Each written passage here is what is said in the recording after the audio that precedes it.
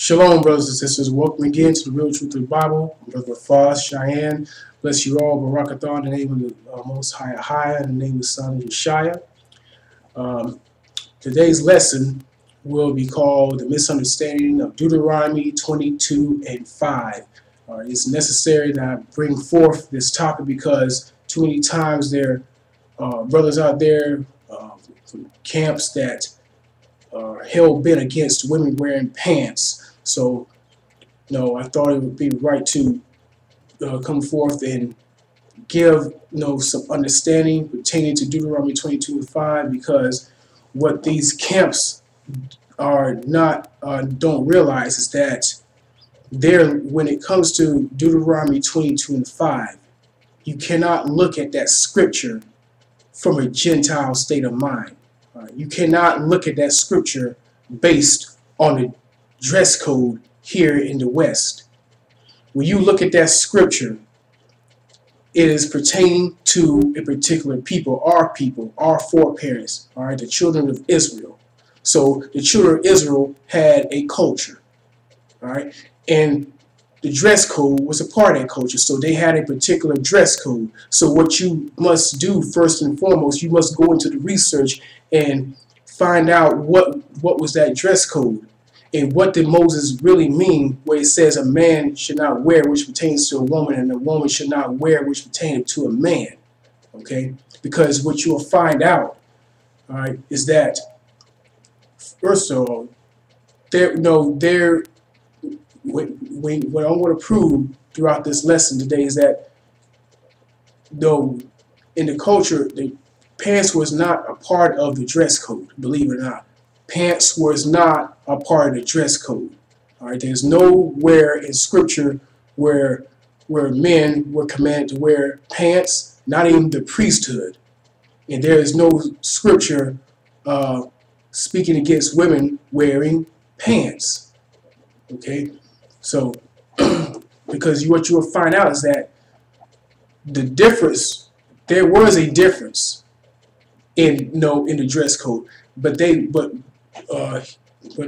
Israelite men and women wore the same types of garments, but there was a difference, which I will go into later. All right, and so the sources I want to use, and also the source I want to go through can be researched. That I've researched offline, and also I'm going to be coming out of the Strong's Concordance, the exhaustive Strong's Concordance. If you don't have a Strong's Concordance, I advise you to get one, because you cannot always rely on the English, to have a clear understanding. Sometimes you have to go into the original language, go into the Hebrew, all right, or in the Greek if you're dealing with in the Old Testament. All right, that's why the Most High put the Spirit on Esau to put out this concordance. All right, so because he knew that the translators would put certain words in there that would trip some people up. All right, so before I go in this lesson, I want to also say that I too at one point I was taken by by that teaching that a woman should not wear pants for a while. All right, until I was corrected and did some research of my own. So hopefully by the end of this lesson everyone will be edified, and hopefully this interview that's a part of camps, or you believe that a woman should wear pants, I strongly suggest that you go and do the research. Don't believe me, check it out. All right, because it is verifiable. All right, and so I just want to clear up that misconception about this pants issue and resolve it once and for all.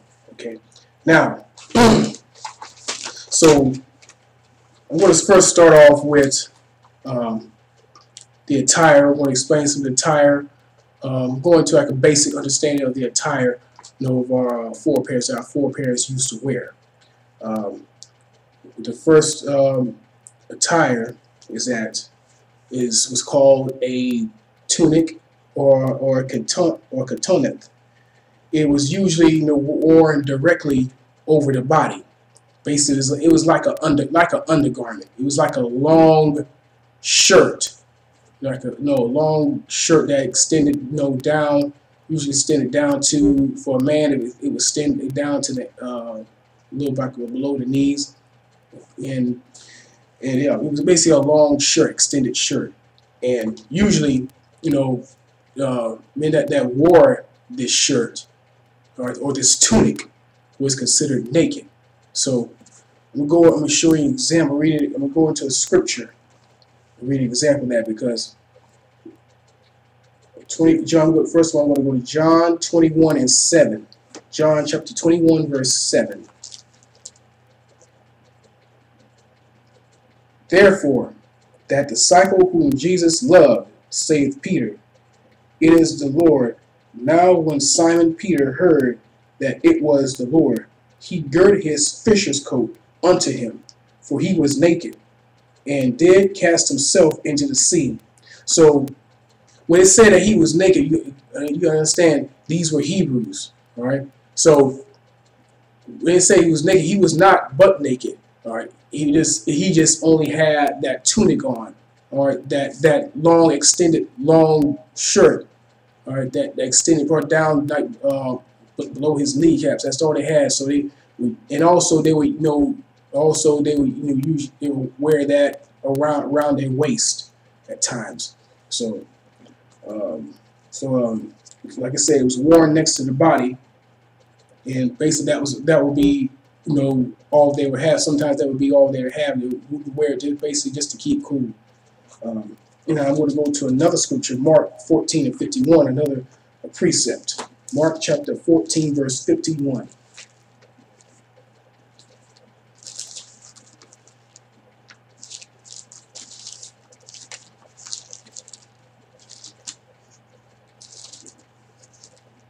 And therefore followed him a certain young man having a linen cloth cast about his naked body. Let's see. Let me go. No. Let me go to 1 Samuel 19:24. Salakia. We're going to 1 Samuel chapter 19, verse 24.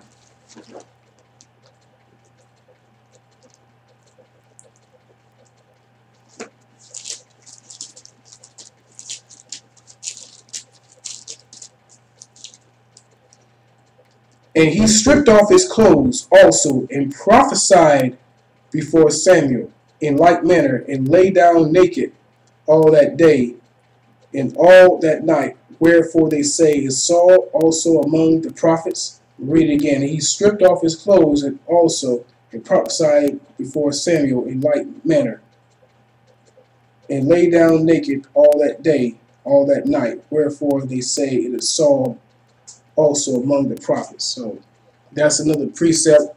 It said, they had usually when it says naked, they wasn't but naked. Like again, this is the Hebrew culture. So the tunic, again, when you do the research, men who wore the tunic, people who wore the tunic were only were considered naked. Okay. Now there's you have like an outer garment called the cloak or the simla. All right, this cloak is usually like a flap. It usually had two open ends. All right, it looks similar to a robe, but it was this cloak, the ends you will overlay one end over the other and wear a girdle around it. All right, and so like I said, it's similar.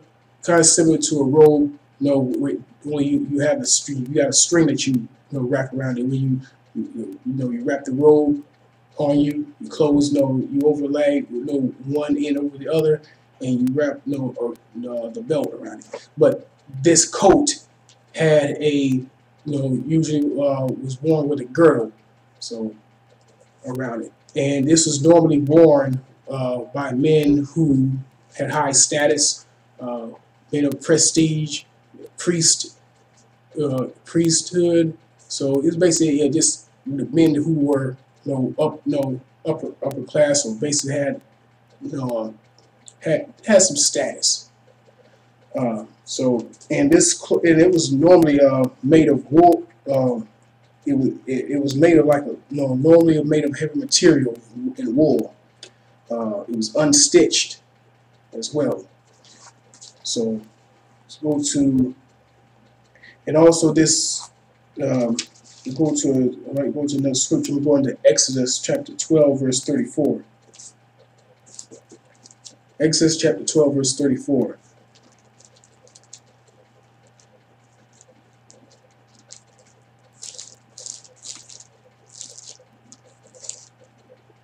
And the people took their dough before it was leavened, their kneading troughs being bound up in their clothes upon their shoulders.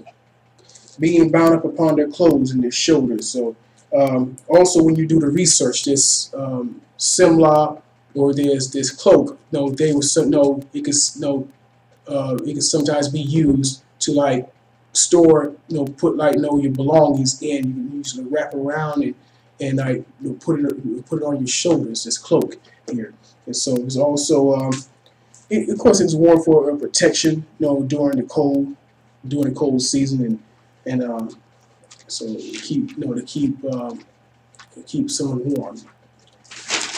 Also, so go to another precept with this cloak here, because you'll find out that this simla or cloak was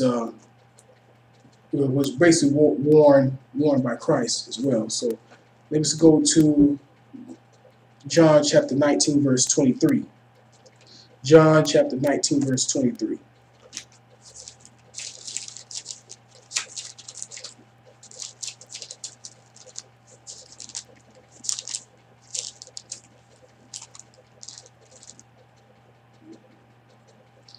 Then the soldiers, when they had crucified Yeshua, took his garments and made 4 parts, to every soldier a part, and also his coat. Now the coat was without seam. Remember I said earlier that this cloak was unstitched. Okay, woven from the top throughout.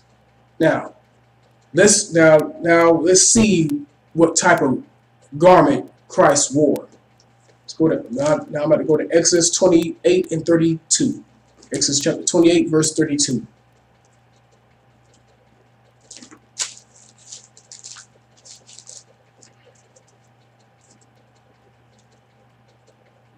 And there shall be a hole in the top of it, in the midst thereof it shall have a binding of woven work round about the whole of it, as it were the whole of a head barrigan, that it be not rent. All right. Remember what I read earlier. Let's go back to St. John chapter 19, verse 23. Then the soldiers, when they had crucified Yeshua, took his garments and made 4 parts, to every soldier a part, and also his coat. Now the coat was without seam. Without seam. Exodus 28:32. It shall have a binding woven work round about the whole of it, as it were the whole of a head virgin, that it be not rent. So basically, when it says without seam, it means it cannot be rent. You understand? That's so basically when you read Exodus 20 chapter. So this is talking about the garments of what the priest should wear. So pretty much Christ was wearing the garments of a priest, because that's what he became. He became a he would be that kingship and priesthood would go to Christ, all right, because he's our king and priest. All right, so let's see.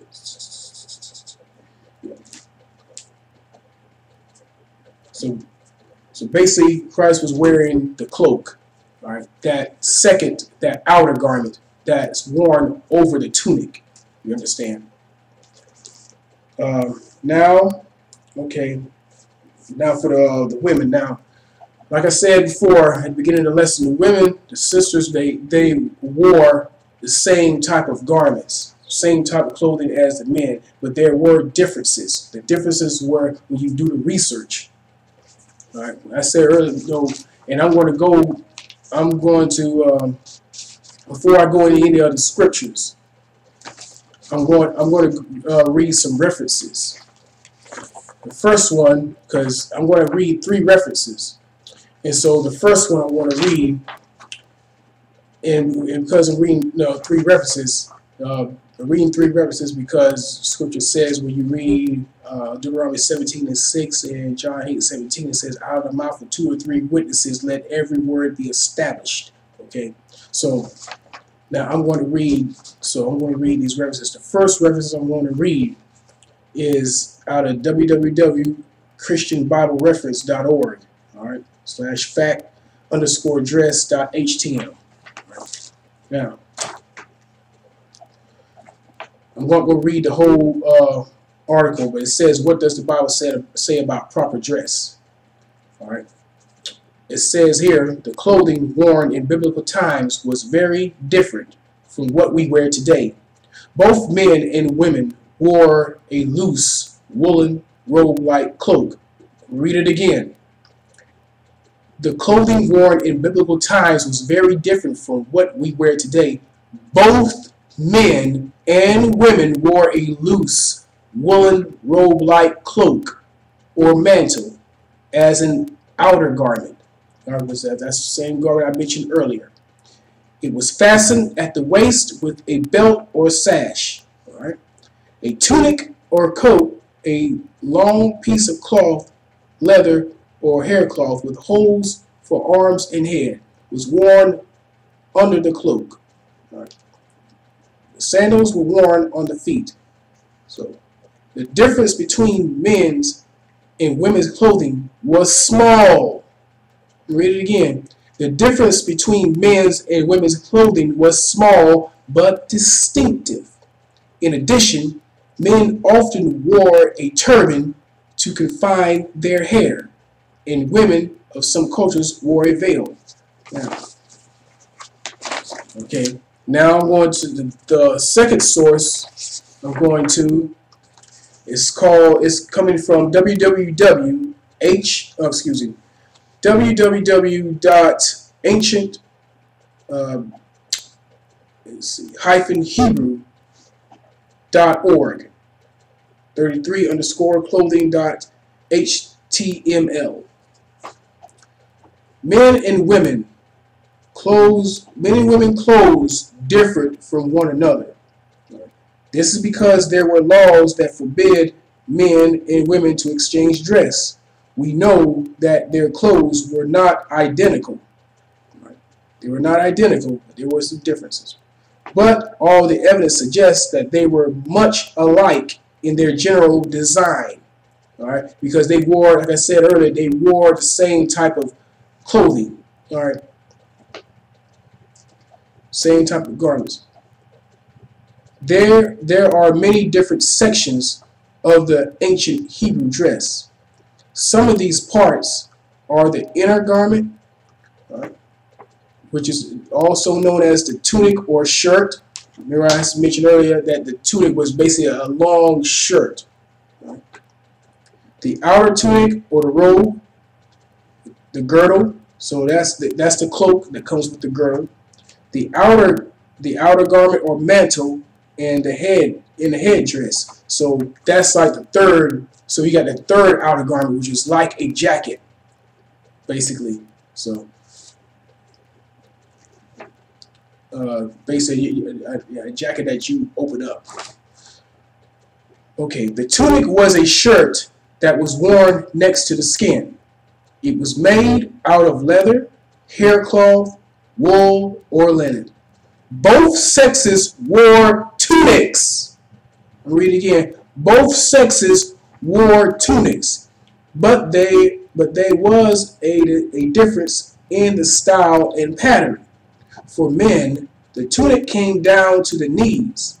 It was fastened at the waist by a girdle of leather or cloth. Female tunics were very similar to the males, but went down to their ankles. See, that's the difference. The only difference, they wore the same garments, only like this tunic, for example. The only difference was female tunics would go down to the ankles. The male tunics would go down to the knees, and they would wear a girdle around the waist. So basically the female garments were longer. All right. There were and still are two different kinds of girdles. These girdles are normally either made out of leather, linen, or even sometimes silk. For the most part, girdles served as pouch to keep money and other things that an individual might need. It was also used to fasten a man's sword to his body. Hence, the girdle was a very important part of a man's attire. The outer garment, or kasut, also covered one while sleeping. It was the final and most important part of one's wardrobe. So that would be like a jacket. The male and female version of the outer garment were also similar, all right, but were different in style. There were also types of outer garments. For example, women wore special outwear when they were widowed. All outer garments went to the right above the ankles and had a hood. Women or ended at the middle of the calf man. All right.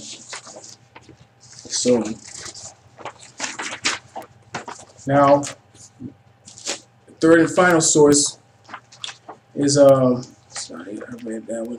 Salakium. Now the third and final source that I have, and there's other sources that back this research up as well, but I chose 3 here. So this the third one is called www. It's coming from www.sistersandskirts.com/clothing-differences.html. It says difference between men's and women's clothing. All through history, the clothing used by men and women have been unique, so that there was a clear distinction between the genders. Thousands of years ago, both men and women wore types of cloaks or types of robes, but even then there were differences that allowed a person to identify the gender. Deauteronomy 22:5, the woman shall not wear that which pertaineth unto a man, neither shall a man put on a woman's garment, for all that do so are an abomination unto the Lord thy God. Among the Hebrews, neither men or women was permitted by Mosaic law to wear the same form of clothing as was used by the other. A few articles of feminine clothing carried somewhat the name and basic pattern, yet there was always sufficient difference in embossing, embroidery, and needlework. All right. So that was also part of the difference. Is the and also there was another source that I had, but I didn't print it out, but can't remember what source it was. But there's also research. There also is there was a source that I came across that also point out one of those differences were that the women's garments were brighter colors. They were normally brighter. So not only they were longer, but they were also bright colors. All right, along with the difference in the embroidery and the needlework, and they were more decorative. They were more ornamented. So they had more designs on it. So, for example, a man shouldn't have any business wearing. Okay, say that no woman's garment had flowers on it. All right, so a man would know. A man wearing the flowers, that would be an abomination. Wearing flowers on his tunic or having some designs that pertain to a female. So it was all. So basically, those were the differences were in the needlework, the embroidery, and also the brighter colors. The women's clothing were brighter colors, and they were longer. So I just want to recap that. Okay. Yet there was always sufficient difference in embossing, embroidery, and needlework, so that in appearance the line of demarcation between man and woman should be readily detected. What makes you think that pants are a man's garment. Okay. Well, okay. So I'm going to be going into that later. So I'm not, because it's going into what I'll be going to, but going into. So those are the differences. See, in the Hebrew, in the Hebrew attire. Like I said, we'll say this again. These camps, make make the state, because they're when it comes to that scripture, they are looking at it with a Gentile mind. I don't care if they get upset, but anybody from any of those camps that teach, they teach against women wearing pants, I'm telling you right now, you're looking at that scripture with a Gentile mind. You must examine the Hebrew dress code and what Moses really meant.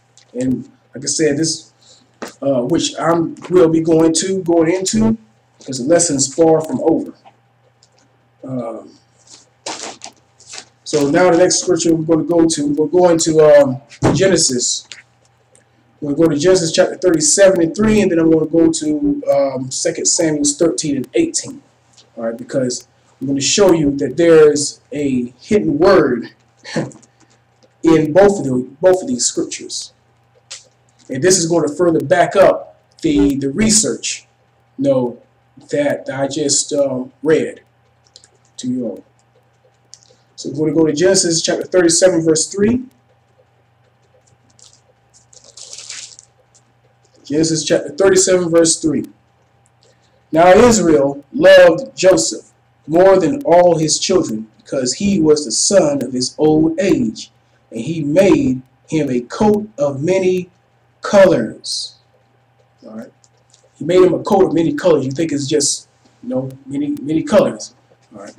I'm going to go now. I'm going to read 2 Samuel 13 and 18.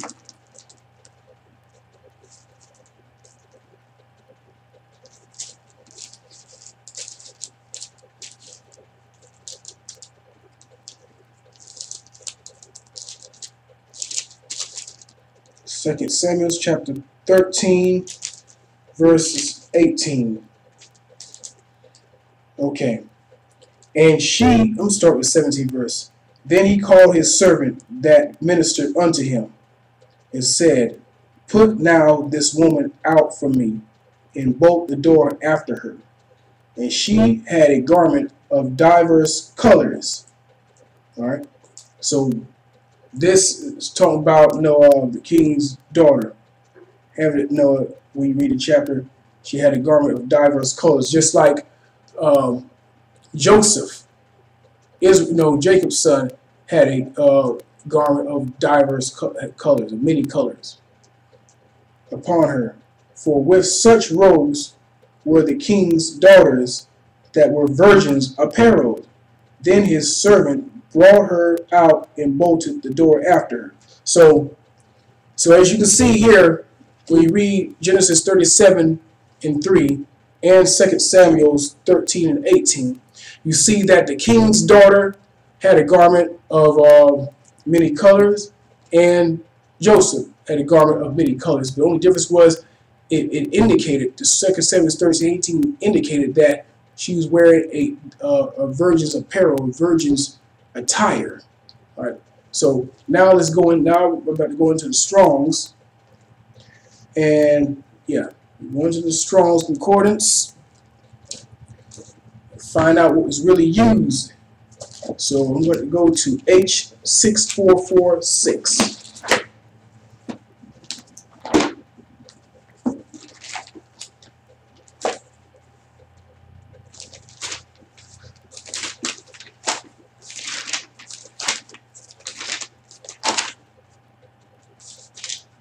H6446.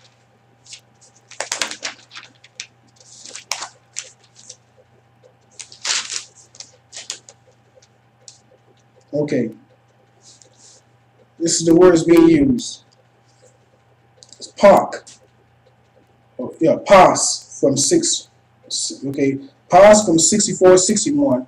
Properly, the palm of the hand or sole of the foot. All right, compilation by implication, a long and sleeved tunic. It says a long and sleeved tunic. So, all right, let me continue. All right, simply a wide one from the original sense of the root. All right, refs.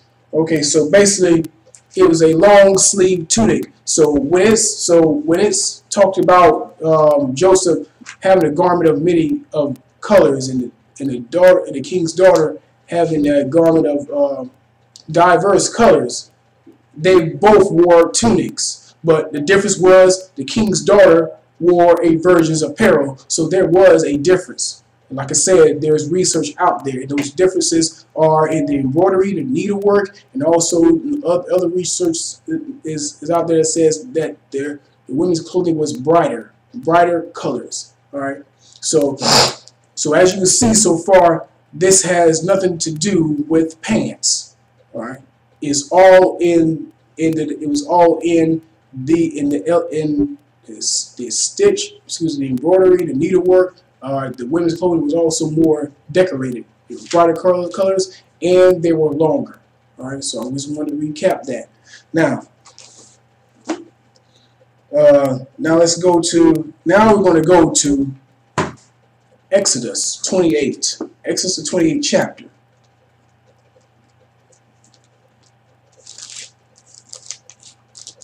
Exodus 28, and start with the 39th verse. All right. So this is talking about the priesthood, and this is a scripture that some brothers will go to try to say that only men were only supposed to wear pants. We'll see.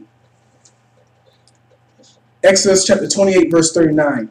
And thou shalt embroider the coat of fine linen, and thou shalt make the mitre of fine linen, and thou shalt make the girdle of needlework. And for Aaron's sons thou shalt make coats, and thou shalt make for them girdles, and bonnets shalt thou make for them, for glory and for beauty.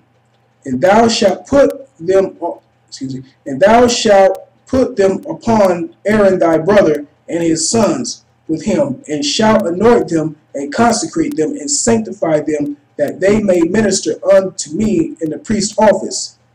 And thou shalt make them linen breeches to cover their nakedness. From the loins even unto the thighs they shall reach.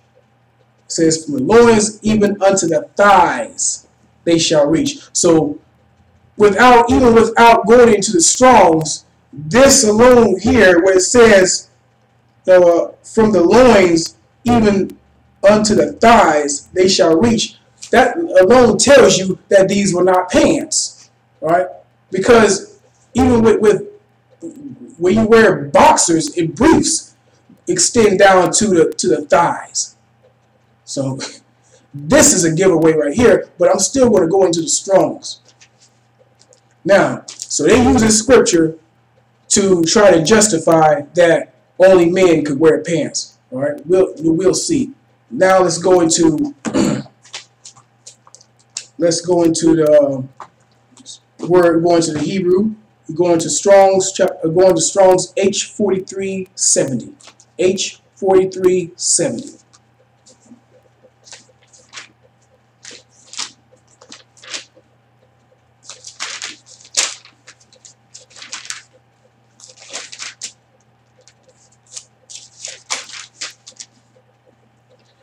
All right, the Hebrew word that's being used in Exodus 28 and 42 is manach, manos, from 3647 in the sense of hiding, only in dual drawers.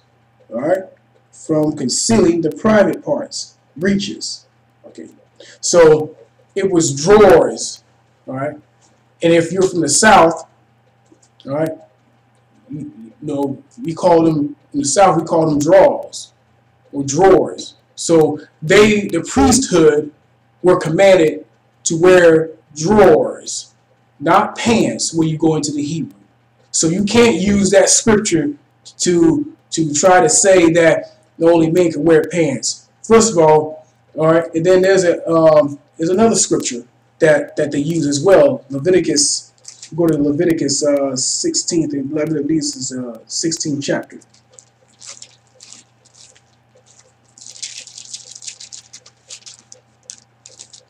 Leviticus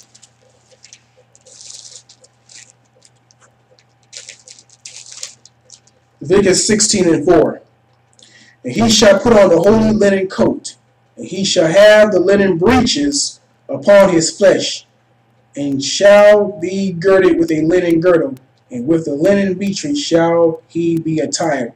These are the holy garments. Therefore shall he wash his flesh in water, and so put them on.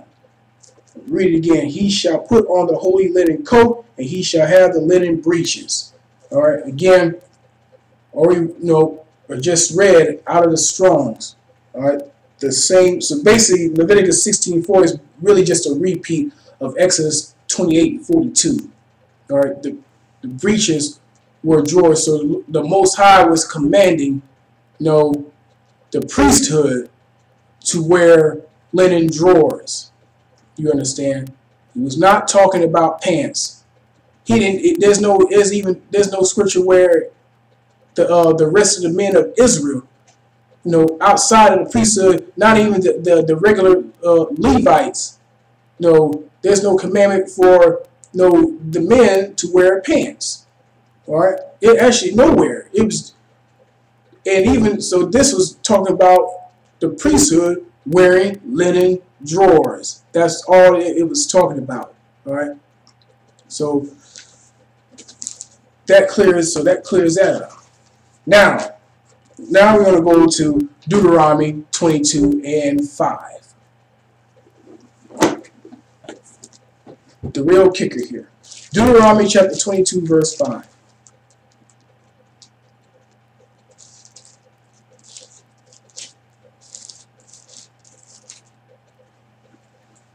The woman shall not wear that which pertaineth unto a man, neither shall a man put on a woman's garment, for all that do so are an abomination unto the Most High power.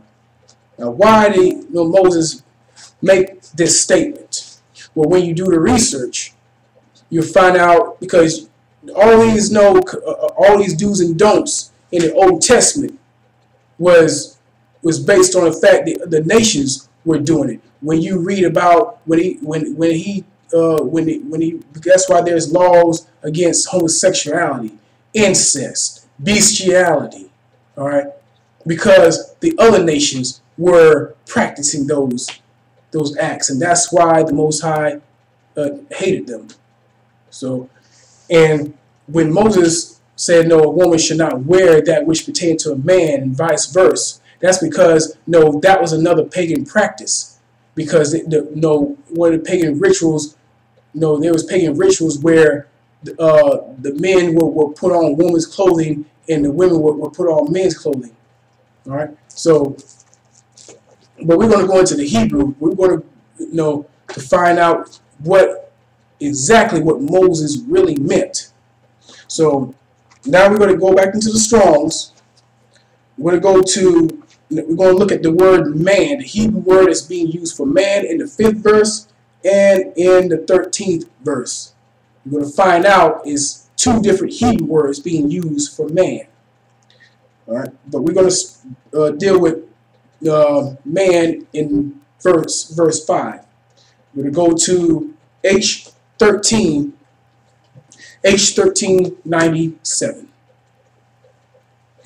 H1397.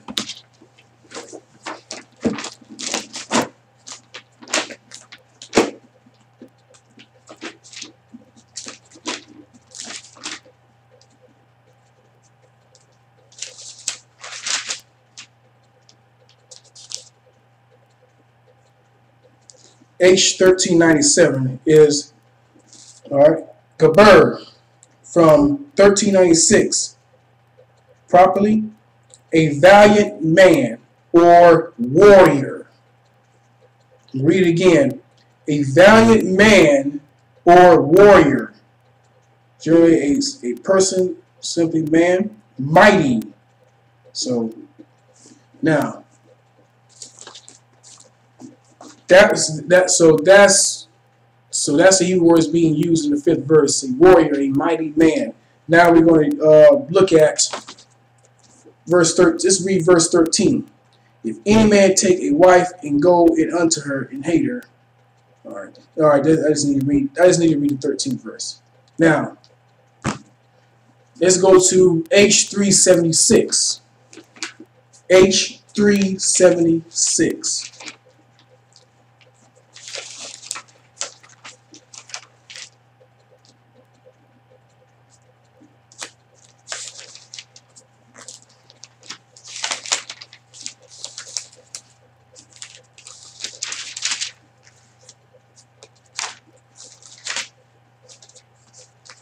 Bear with me for a minute. Okay. H376, Ish. Alright.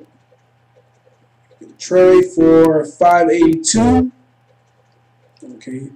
Rather from an unused root, mean to extract a man as an individual or a male person, often used as an adjunct to a more definite term. Okay. So basically it's a male. A man as an individual, a male person. Okay, so really the true understanding. I'm gonna read Deuteronomy 22:5 again. The woman shall not wear that which pertaineth unto a man, neither shall a man put on a woman's garment, for all that do so are an abomination unto the Most High Power. So really, when you read the scripture, what is really saying is the woman shall not wear that which pertaineth unto a mighty man or a warrior. All right, neither shall that warrior put on a woman's garment. So So Moses was technically speaking, he was talking about a woman putting on a mighty man's attire, because when it came to war, when it came to battle, only the men went out to fight, not the women. The women had no business going out to fight. They took care of home and the children. All right. So that was the man's job, to go out and go out to war. So because they went out to war, they wore a certain attire when it came to battling, when it came to fighting. So a woman had no business doing that. So what you find out is that there were pagans. The other nations will have rituals where, like, when they have women wearing a mighty man's attire, some warrior's attire. Also, I had the word pertaineth. I think oh yeah, almost forgot. I'm going to go into the word pertaineth as well. Pertaineth. We're going to go to H3627. Actually, so if you have your Strongs, you can go to H36 and 27. And actually, I got it here. It says the Hebrew word is being used as kili, which means something prepared, any apparatus as an implement, utensil, so dress. So this pertaineth could also be a utensil like a sword, vessel, or weapon. Armor, so weapon like a sword, bearer or artillery, bag, carriage. So when you look at, there you have it. When you go into the Hebrew for that particular verse, the Hebrew word that's being used means a warrior, a mighty man. All right.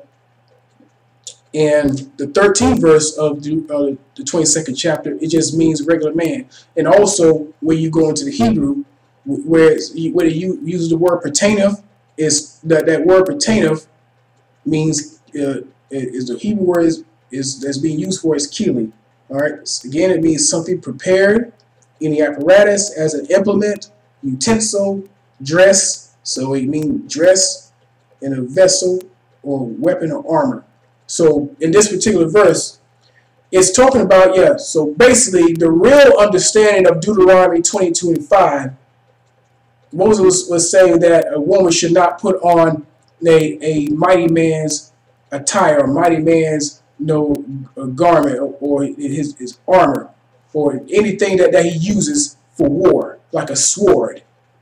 All right, that is the true understanding of Deuteronomy 20:25. It's not talking about pants, so you cannot use that scripture to push the women cannot wear pants teaching, because again, that is coming from a Gentile mind state. And when you do the research, our foreparents did not wear pants. All right, so there was no such thing as our foreparents wearing pants. All right.